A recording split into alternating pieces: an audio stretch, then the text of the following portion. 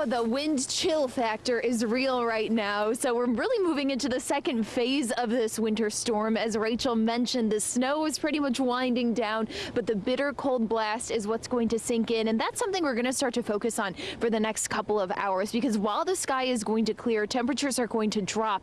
And as that happens, any of the snow or the ice that is collected on the ground, it's going to freeze overnight. So this might be an impact that we really haven't seen in decades here in Southeast Texas, because one thing I want to point out on the ground right now, we got probably around 1 to 2 inches of snow, and this fell in about 3 hours here in Deer Park. But underneath the snow is a layer of ice. You can see that in some of the footprints down here, and that layer of ice is from the sleet that preceded the snow. So this combined all together, remember, we don't have plows, we don't have trucks to come and help remove this, we don't have the salt to remove this from sidewalks, parking lots, county roads.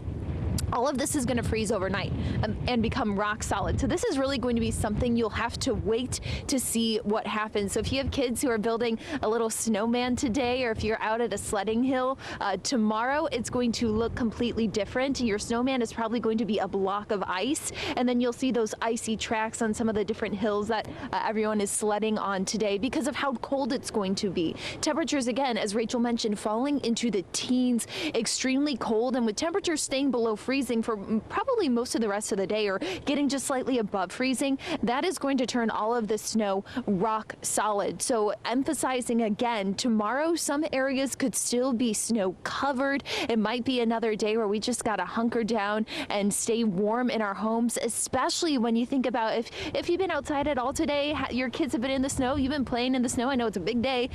You know it's still pretty cold with the wind. Tomorrow's going to be even colder with just the temperature alone. So we still have to keep our guard up with this 1-2 punch winter storm. I even wouldn't be surprised for some areas that got that 3-4 inch snow mark if they don't see this snow linger potentially into Thursday with that snow lingering around. So that is the latest here from Deer Park. We're trying to stay warm. I know this afternoon we're going to go check on some of the different county and state highways here. We do know portions of 225 are still closed just to our north here in Deer Park, so we're going to go try to check that out. A lot of bridges and overpasses too in this region in southeastern Harris County are also closed. I'm going to find a new spot too where my windblown hair isn't so windblown as well. But that is what the latest here from Deer Park. I hope everyone's staying warm, staying also hydrated and cozy, but also having some fun in the snow. This is a rare event for us, so you might as well enjoy it, but safely do so. Yeah. Do you feel like you're back in Chicago, Elise? Okay, somewhat. Listen, when I was talking to Brianna at like 8 o'clock this morning, and we had that thick, fluffy, what we call heart attack snow in the Midwest, because when you shovel it, it's so heavy.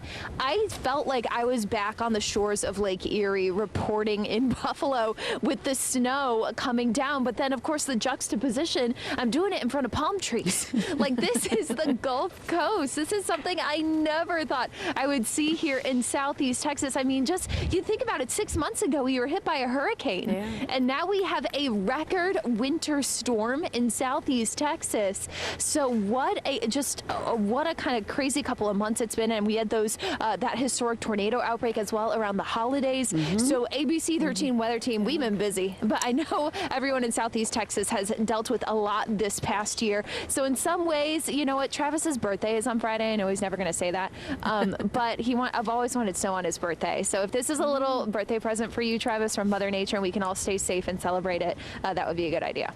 Okay, some insider information. Elise, thank you so much.